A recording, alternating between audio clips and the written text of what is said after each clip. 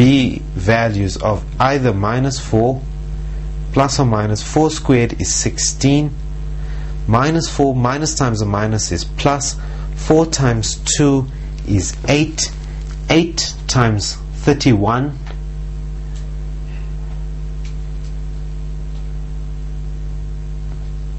so I need my calculator.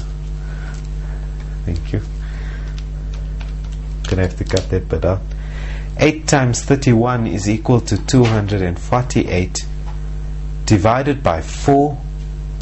That's going to be -4 plus minus square root of 248 plus 16, which is equal to 264 over 4. That means my two coordinates of b can either be -4 plus root 264 all over 4, or b is equal to -4 minus root 264 over 4. Now 264 unfortunately isn't a perfect square. 4 does multiply into 264 and it goes in 66 times, so we can turn this into -4 plus 2 root 66 over 4. That 2 can go into there and into there and into there, so it's -2 plus root 66 over 2, or b is equal to -2 minus root 66 over 2, and that's just simplest third form. That's my two options of b. That means that b, given the information that we have, b can have two options, or rather that y value could be either there or there. Alright, and both would give us the same answer. The next thing we are going to be looking at, by the way, if we are working with this point q, our b value is going to be -2 plus root 66 over 2. We've now got to substitute that in there to get our a value. That means that a would equal root 3 times -2 plus root 66 over 2 plus 1. That's b plus 1 minus 2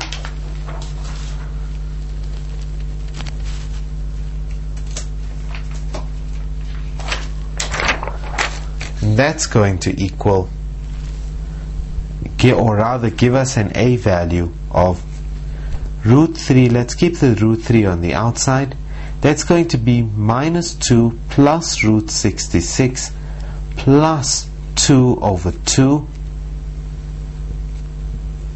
minus 2, which is going to give me root 3 over 2.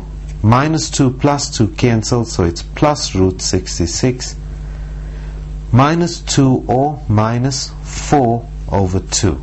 So it's root 3 plus root 66 minus 4 over 2, and that's my a coordinate.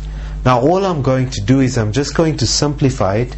That means that my coordinates of q are an a value of root 3 plus root 66 minus 4 divided by 2 is equal to 2.93, and my y coordinate, or my b value, is given by -2 plus root 66 divided by 2, which is equal to 3.06.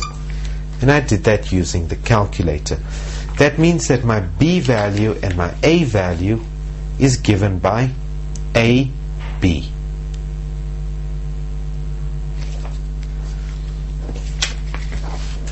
Let us go back onto our graph. Alright, now we know now that the values of a and b, or rather the coordinates of q, let's just write that in somewhere. PQ is equal to 2.93 and the Y value is 3.06. Alright. Now they tell us the next bit of the question reads, what would C and D's values have to be if PQR was an equilateral triangle? Now, in order for it to be an equilateral triangle, it means that all sides are equal.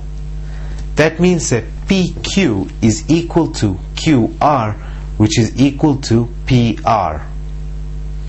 What would the values of C and D have to be? Again, we're going to have to do simultaneous equations, and I'm not going to do all of that. All we're going to have to do, my hint to you, is to say PQ is equal to QR. At the same time, RQ is equal to RP. And both of them have to equal the distance. Well, both of them have to equal PQ. Alright? So what you're going to have to do is you're going to have to use the points that we've now calculated, substitute it in there, use the distance formula there, use the distance formula there, and use the distance formula there. So we're going to have equations that we are going to have to solve simultaneously. And that brings us to the end of the first analytical geometry tutorial. In the next tutorial, we will be going through straight lines and we'll be taking a closer look at the gradient. Before you progress on with that tutorial, I need you to go through the exercise that I left for you in the workbook.